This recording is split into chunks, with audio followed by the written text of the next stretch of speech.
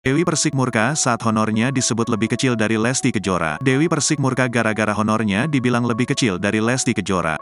Pedangdut Dewi Persik langsung meluapkan emosinya kepada fans Lesti Kejora dan Rizky Bilar, Leslar, karena menyebut honornya lebih kecil dari Lesti.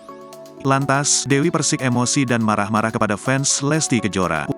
Wanita yang kerap disapa DP ini kesal dan tak terima honor manggungnya dibandingkan dengan Lesti. Bahkan, DP juga dituding lebih miskin daripada istri Rizky Bilar itu.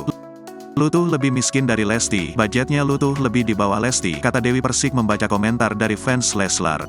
Menurut DP, masalah budget artis memang seharusnya tidak buka-bukaan, dan juga ia tak ingin bersaing dengan Lesti soal honor menyanyi. "Gue mau tanya, lu ngomongin masalah budget emang lu bisa lihat di situ kontrak-kontraknya artis-artis laler-laler. Gue tanya gitu loh, nggak usah ngomongin masalah budget. Kita itu juga tidak kepengen dibilang kita itu nomor satu, nggak ada kayak begitu," jelas DP lagi.